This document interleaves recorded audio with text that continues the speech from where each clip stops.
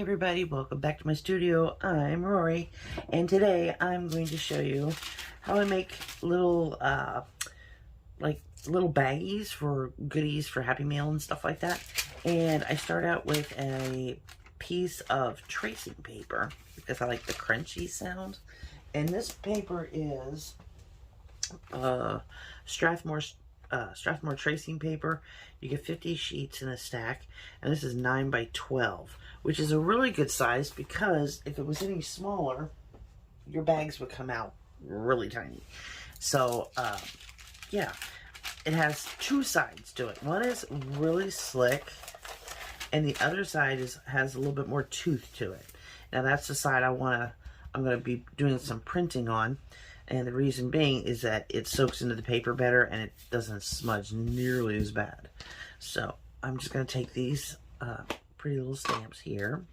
And I'm using the Harmony inks by Spectrum Noir. And they are a water reactive ink. I just like them because I've had them for years and they're still super juicy. So I'm just going to make like lines across here just to give it some interest. And they do not have to be perfect because they're going to be overlapping and we might end up having to cut some off and all that. So I'm not going to get too concerned about it being just perfect. And this one will go from corner to corner, so you'll have 1 and then 3 and then 1. And if this doesn't dry fast enough, I may have to hit it with the heat tool so that it's not too runny, because that would not be good. You don't want it puddling, which it's already doing. I may have to just dry it up just a little bit. But I do this all the time. I make them for sometimes I'll make them for journals, to put journals in, just to put ephemera in, like I said, for Happy Meal and stuff like that. And they come out really cute. And the nice part about them is that you can make them out of pretty much any paper you want. There's not any thing that says, oh, you can't use that, which is nice. And you can make them any size you want. Whereas if you buy your little baggies off of, let's say, Amazon or some craft store or something, you're kind of stuck with the size in one package. So I want to make my own. I just like the look and the feel of them. And I'm just swapped over to this blue, which this color combination is my all-time favorite. It really is. It's so pretty.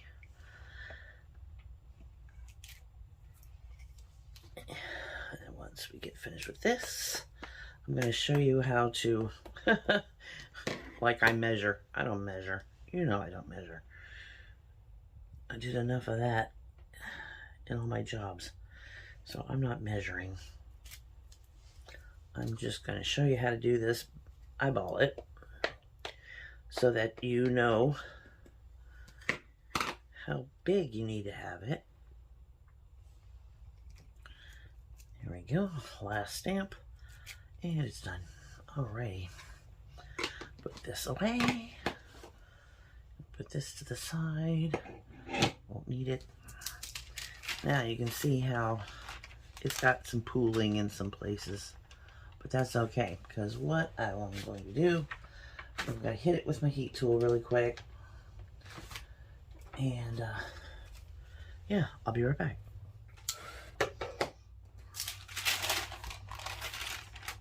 Alrighty, I think that's pretty dry for what we needed to do anyway. Alright, so we're going to take this and flip it over so it's the right side down.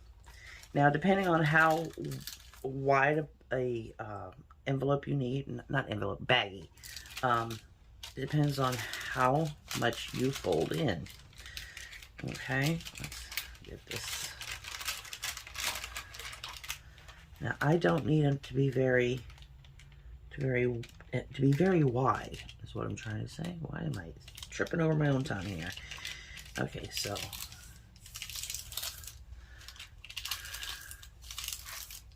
as you notice, my fingers are already blue and purple. So depending on how far in you go, depends on how wide it is or how far out you go. Okay, so take these two first folds, unfold it, and then the bottom, you're going to fold up how much you want it. So I'm going to fold it up just like this.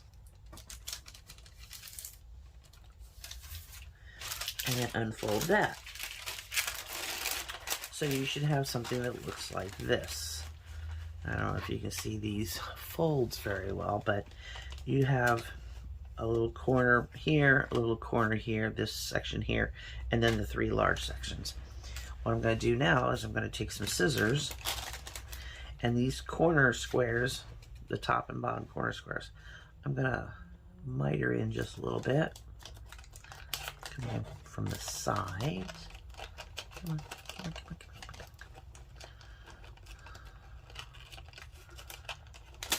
come on. Longer scissors might be a help.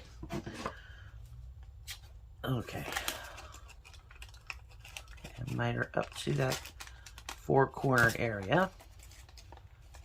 And then miter in like that. So you'll have a piece of paper that come off of it looks like this. So it's mitered up and then mitered out. And I'm going to do the same thing on this side.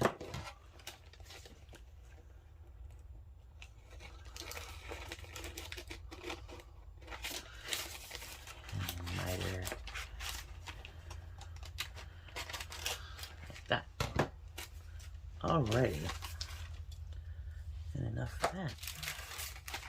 Now, let's take some glue.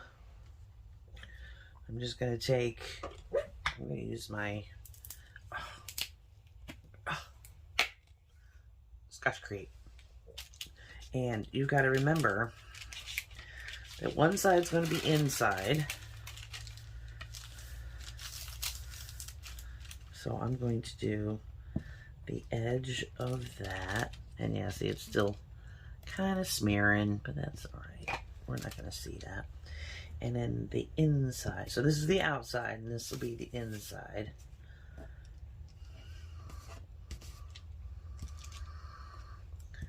Just like so. And then you'll flap that over.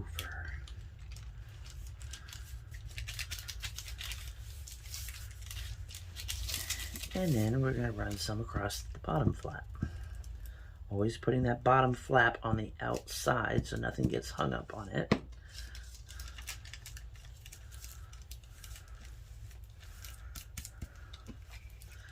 Yeah, a little flappy do. Okay, good deal. All right, no more glue is needed. And there we have a little baggie. And then I sometimes will take, to make it look authentic, take my pinking shears across the top. Like that. And we have a baggie. And like I said, you can just make this over flap as wide or as narrow as you need to where it just barely overhangs. And that'll make a big baggie. So yeah, and you can use these in journals. I do this all the time, and they just have such a cool sound. And you can coffee stain it first too, and then stamp on it. If I had like colored permanent inks, that would have been great, because then they wouldn't have done this business where they kind of smushy. But it's okay, because it still looks good. So yeah, this is my little share for today. I hope you enjoyed it. Got something from it, because it's super simple. All you need is any kind of paper. You can make this out of coffee stain paper. You can make these out of digital kits, whatever. And yeah, there you go. And I'm just going to end up folding that over and tucking a little